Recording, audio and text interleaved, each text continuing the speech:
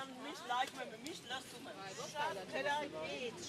Երանի վերևներում շատ հայամետ խոսում եք։ Հիմա պետք է Շատ հարգում են ես։ Ձեր նմանները որ շատ լինեն։ Մեծ երկիրը կբարգավաճի։ Շնորհակալություն։ Մենք կզարգանանք, մենք իբրև ժողովուրդ եք նոր կրթվելու կարիք չունենք։ որ ինքը անպայման Կրթվողները իրանք են, որ պետք է կրթվեն, իրանք ցեղասպանությունը ո՞նց է եղել։ Ու անուն ազգանուններն էլ գրեն։ Եթե իհարկե ունեն, ուրեմն իրանք չունեն։ Ցեղասպանված ազգ չէ, իրանք ազգ չեն, որտեղ իրանք հայ չեն։ Հայերը բոլորը գիտեն, որ ցեղասպանված հայություն է էս։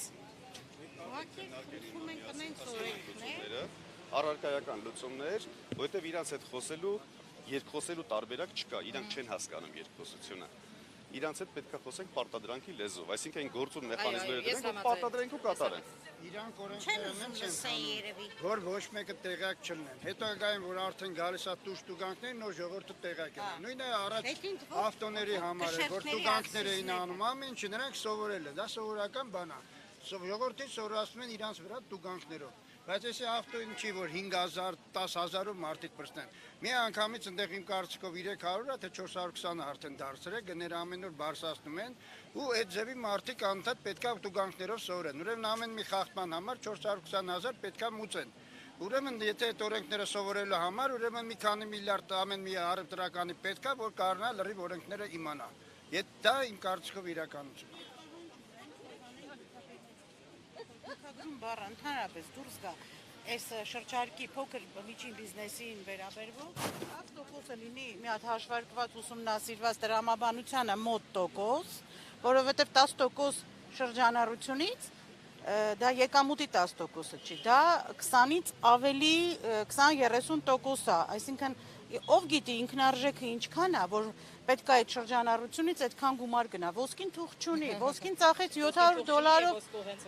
300,000-ով ոնց է ինքը 10%-ը վճարելու։ Շրջանառության խոսքը նրա մասին է, որ գումարը մեծ է, օգուտը քիչ։ Դա բոլորը գիտեն, ամբողջ աշխարհում է այդպես։ Այսինքն կոպիտ ասած, ես եթե վաճառեմ 300,000 դրամ ինչ որ ապրանք, ինձ մնալու է 10-12000 դրամ, որովհետև մենք պետք է հաշվի առնենք օրվա գինը, մենք չենք կարող օրվա գնից ավել ասել։ Դա միջազգային գին է։ Դոլարն էլ չեմ կարող ես ոչ բարձրացնել, ոչ ցածր, ճիշտ է։ Ես ենթակա անձ եմ առևտրին։ Դա մի կողմ դրած, ես այդ 300,000 դրամի մեջ 12,000 դրամ պահելու համար պետք է 30,000 առանցին հաճախորդից ուզեմ ասեմ տանեմ տան պետությանը,